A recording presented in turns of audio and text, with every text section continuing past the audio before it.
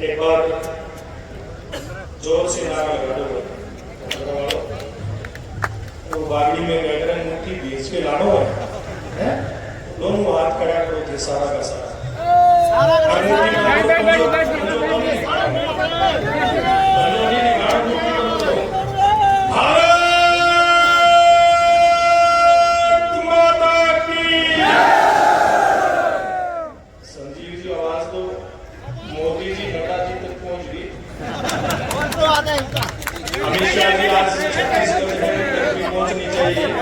एक बार फिर करो भारत माता की। आज जिस प्रकार मेरे से पहले के वक्ता कह रहे थे कि आज ये नॉमिनेशन का पर्चा भरने का समय नहीं दिख रहा, ये तो विजय जुलूस दिख रहा है। आप इतनी बड़ी संख्या में यहाँ करवाए और आपके हौसले का मैं अभिनंदन करता हूँ, आप सबका मैं स्वागत करता हूँ। मंच पर उपस्थित भादरा के लोक लाडले नेता भावी विधायक आदरणीय संजीव बेनीवाल जी, हमारे बहुत पुराने साथी जो राजस्थान भारतीय जनता पार्टी में बहुत सारे पदों पर काम करते करते और पार्टी के प्रवक्ता के नाते काम देख रहे भाई अशोक सैनी जी, बहुत वरिष्ठ नेता जिनसे मेरा सालों साल का परिचय है, आदरणीय जयदीप जी, संदीप जी और रिटायर्ड आईएएस जिनकी मैं बात सुन रहा था, नरेंद्र मोदी जी की सरकार की जो योजनाएं विकास की जन कल्याण की गिना रहे थे, तो ऐसा लग रहा था कि सुनते जाएं क्योंकि बड़ा धारा प्रवाह आप बोल रहे थे। ऐसे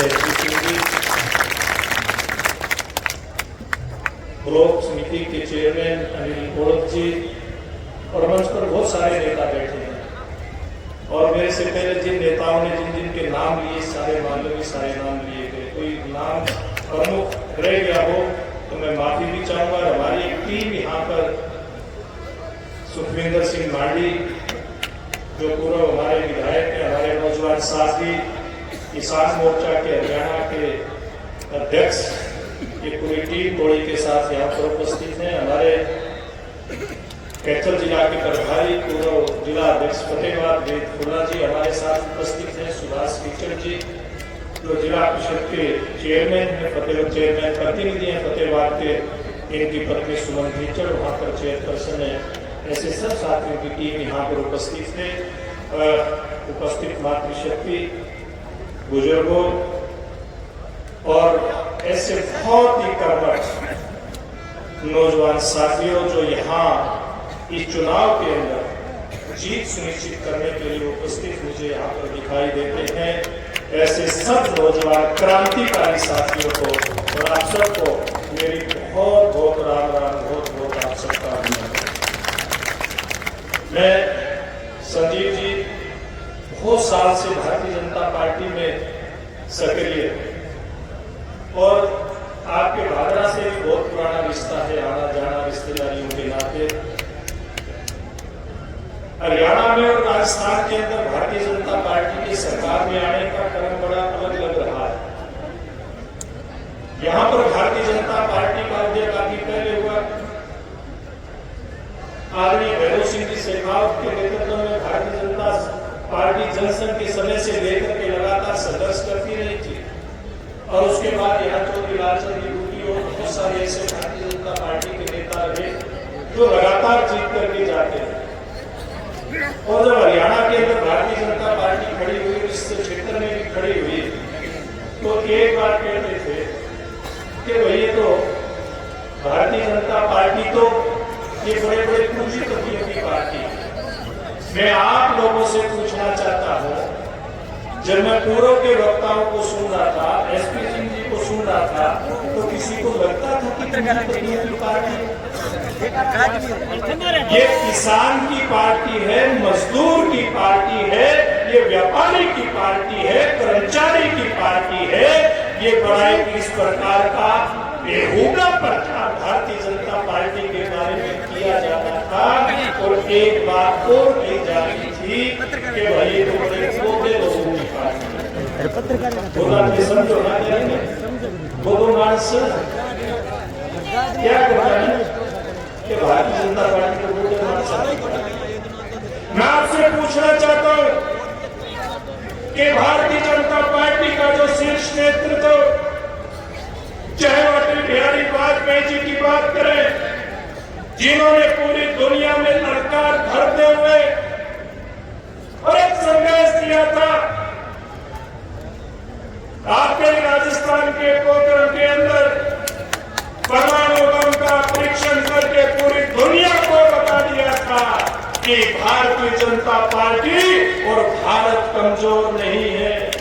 और उसके बाद गिनती करें भारतीय जनता पार्टी के नेताओं की, श्रीमान नरेंद्र मोदी जी, अमित शाह जी गृह मंत्री, मोदी जी प्रधानमंत्री, मजबूत नेतृत्व निर्णायक सरकार आप लोगों के आशीर्वाद से इस देश के अंदर बनी। इसीलिए तो हर भारतीय और हर भारतीय सरकार का नेतृत्व एक बात कहता है, ये पाकिस्तानी, चीनी या दूसरे लोग कभी कोई खुराफात करते हैं तो एक ही बात निकल करके आती है कि पहले छेड़ेंगे नहीं और बाद में छोड़ेंगे नहीं। तो फिर अरे आओ, एक बात बताओ, आप पार्टी बोते मान साथी है, ठाडे मान साथी है? एक बार जोर से बताओ, ठाडे मानसों की पार्टी है भारतीय जनता पार्टी, और ये उस प्रकार के ठाडे मानसों की पार्टी है। अटल बिहारी वाजपेयी ने जहां पोखरण के अंदर परमाणु बम का विस्फोट करके पूरी दुनिया को भारत की ताकत का अंदाजा लगाया था, जब पाकिस्तान अपने रास्ते पे चलने से चूकता नहीं, शरारतें करता है, कहीं पठानकोट जैसी घटना करता है, तो नरेंद्र मोदी जी देश की सेनाओं को आदेश करते हैं और पाकिस्तान के घर के अंदर घुस करके मारने का काम करते हैं। इस प्रकार की निर्णायक सरकार आप लोगों के आशीर्वाद से कभी चीन की सेना भारत के अंदर घुसने का प्रयास करती है डोकलाम के रास्ते से, तो देश के प्रधानमंत्री नरेंद्र मोदी जी के निर्देश पर ये भागरा राजस्थान और हरियाणा का नौजवान सेना में सबसे ज्यादा है। हमारे ही देश सैनिक चीन के सैनिकों को छठी का युद्ध याद दिलाने का काम करते हैं। उनको कहते हैं कि भारत की तरफ तिरछी नजर से देखने की कुछ जरूरत नहीं। इससे पहले सरकार बनने से पहले देश के किसी भी कोने में, चाहे आपके राजस्थान की बात करें, दिल्ली की बात करें, भारत के किसी भी कोने की बात करें, रेडियो में, टेलीविजन में खबर आती थी कि सावधान, कोई भी अनजान वस्तु छूने का प्रयास ना करिए, बम हो सकती है। आज कोई खबर आती है कि आज खबर आती है कि वो बम जो कहीं भारत के नाम पर बनाया, चाहे पाकिस्तान के अंदर है, चीन के अंदर है, कहीं पर है, वहीं पर उसको जाकर के नेस्त नाबूद करने का काम होता है। वो बम भारत के लिए नहीं बना, इसलिए इस प्रकार की कोई खबर आज आपके बीच में नहीं आती है। और भारतीय जनता पार्टी के बारे में कहते हैं ये तो शहरी लोगों की पार्टी है। मैं कहना चाहता हूं, इस दुनिया के अंदर जिस प्रकार का घटनाक्रम होता है, आपके गांव में, आपके गुआर में कहीं कोई बात बिगड़ जाती है, लड़ाई होता है, झगड़ा हो जाता है, तो जैसे जो ब्लॉक के प्रधान है, पंचायती बनकर ले जाती है, समझौता करवाते हैं, संजीव बेनीवाल जी जैसे नेता जाते हैं, पंचायती संजीव जैसे नेता जाते हैं, अशोक सैनी जैसे नेता जाते हैं, कहते हैं भाई पंचायती फैसला कराएंगे। आज पूरी दुनिया के अंदर सबसे बड़ा कोई पंचायती है तो नरेंद्र मोदी सबसे बड़ा पंचायती आपके आशीर्वाद के कारण से है। रूस और यूक्रेन का युद्ध होता है तो कहते हैं कि मोदी साहब आइए, आपके बगैर बात करने वाली नहीं है। आपसे निवेदन है बैठ जाए। नरेंद्र मोदी जी जब बीच के अंदर हस्तक्षेप करते हैं तब जाकर के बात पड़ती है। और इतना ही नहीं है, भारत के हजारों हजार विद्यार्थी वहां जो पढ़ने के लिए गए थे उनको वहां से सुरक्षित वापस लेकर के आने के लिए हमारे किसी सबसे दुनिया के बड़े पंचायती नरेंद्र मोदी जी के कहने से दो देशों का युद्ध रुक जाता है। और हमारे जब भाई वहां से आते, हमारे बच्चे आते, देश का तिरंगा झंडा लगाकर के गाड़ियों पर, उनको केवल रास्ता नहीं दिया जाता, वहां का सैन्य खड़ा होकर के सैल्यूट करने का काम करता है। इस प्रकार की पंचायती हमारे देश की चलती है। इसी प्रकार से अब इजराइल और हमास के आतंकवादियों का युद्ध चल रहा है। पूरी दुनिया भारत की तरफ देख रही है, नरेंद्र मोदी जी की तरफ देख रही है और दुनिया कहती है कि मोदी जी आगे आइए, यहाँ पर शांति करवाइए। इतना ही नहीं, जब दुनिया की सबसे बड़ी महामारी आती है कोविड के रूप में, कोरोना के रूप में, आप लोगों को घरों में रहने को मजबूर होता है। एक तरफ देश के प्रधानमंत्री हर भारतीय को 140 करोड़ भारतीयों को 2-2 कोरोना की वैक्सीन लगे इस बात का इंतजाम करते हैं, तो दूसरी तरफ दुनिया के करीब देश कहते हैं कि कौन एक ऐसा देश निकल करके आएगा जो हमको कोरोना की वैक्सीन देगा। तो आपके आशीर्वाद से नरेंद्र मोदी 162 देशों को कोरोना वैक्सीन देकर के और एक पंचायती की भूमिका निभाने का काम करते हैं। इसी प्रकार से देश के 140 करोड़ लोगों में से जो लोग गरीब हैं, लगभग 80 करोड़ हमारे देश के नागरिकों को उस समय से लेकर के अब तक फ्री में अगर कोई 5-5 किलो प्रत्येक परिवार के व्यक्ति अगर भोजन उपलब्ध करवाने का काम करता है तो नरेंद्र मोदी जी करता है। मित्रों, अभी G21 का सम्मेलन हुआ था, उस सम्मेलन में G20 का सम्मेलन हुआ था, आए थे G20 का सम्मेलन करने गए G21 लेकर के दक्षिण अफ्रीकी देशों को 20 के अंदर शामिल करके 21 करके भेजने का काम इस भारतीय पंचायती ने किया।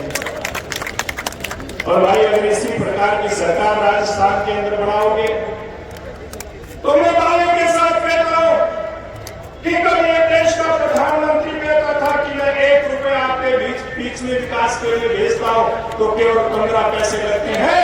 संजीव बेनीवाल को जिता करके भेजोगे, भारतीय जनता पार्टी की सरकार को बनाओगे तो 1 रुपए के बदले 15 नहीं, 1.25 रुपया आएगा केंद्र का। और यहाँ की सरकार और यहाँ के विधायक के काम कल्याण के अलग रहेंगे। इन बातों का ध्यान देना होगा, इन बातों के ऊपर फोकस करके चलना होगा कि किस प्रकार की सरकार अशोक गहलोत के नेतृत्व में चल रही है। एक नकारा सरकार, एक भ्रष्टाचार करने वाली सरकार, और भ्रष्टाचार भी इतना कि एक तरफ देश कोरोना के काल के अंदर इस बीमारी से जूझ रहा था, देश के प्रधानमंत्री कोरोना की वैक्सीन और भोजन उपलब्ध करवा रहे थे, यहाँ के समाज सेवी लगे हुए थे, लेकिन बड़ी बेशर्मी के साथ अशोक गहलोत और उनकी टीम ये जो ऑक्सीजन भरने की मशीन है इसके अंदर भी घोटाला कर रही थी।